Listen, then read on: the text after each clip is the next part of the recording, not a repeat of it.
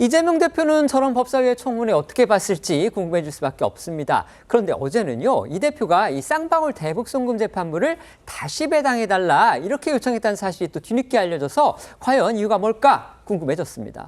네, 맞습니다. 쌍방울 대북 송금 관련 혐의로 재판에 넘겨진 이재명 대표가 법원에 재판부 재배당을 요청한 것으로 확인이 됐는데요.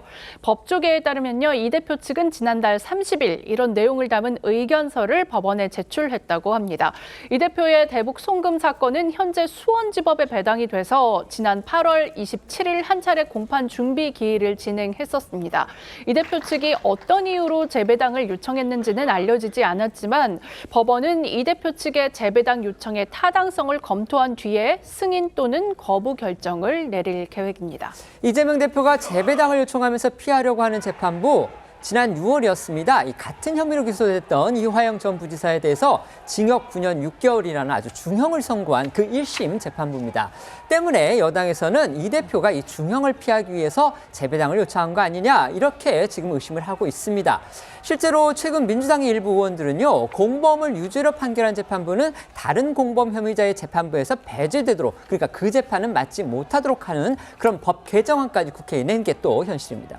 네, 이 대표의 대북 송금 사건을 담당하고 있는 수원지법 형사 11부는 지난해 6월 같은 사건 공범으로 기소된 이화영 전 부지사에 대해서 뇌물 및 정치자금법 위반, 외국환 거래법 위반, 증거인멸 교사 등 혐의를 유죄로 인정해서 징역 9년 6개월을 선고했습니다.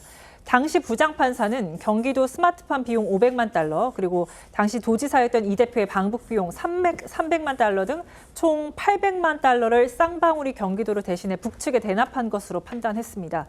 이 중 해외로 밀반출된 불법 자금으로 인정한 금액은 394만 달러인데요.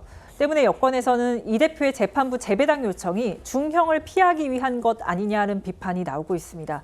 이 대표와 같은 혐의로 중형이 선고돼서 구속 수감 중인 이 전 부지사가 법사위 청문회 증인으로 출석한 것에 대해서도 국회가 사법부의 권능을 침범하고 부정한 것이며 더 나아가 앞으로 있을 이 대표에 대한 이 대북 송금 재판에 부당한 영향력을 행사한 것이라고 비판하고 있습니다.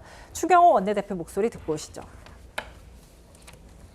이화영에게 중형을 선고한 판사가 이재명 대표 본인에게도 중형을 선고할까 두려워 그 재판부를 회피하기 위한 목적으로 보입니다. 재판 불복을 위한 빌드업인 것입니다.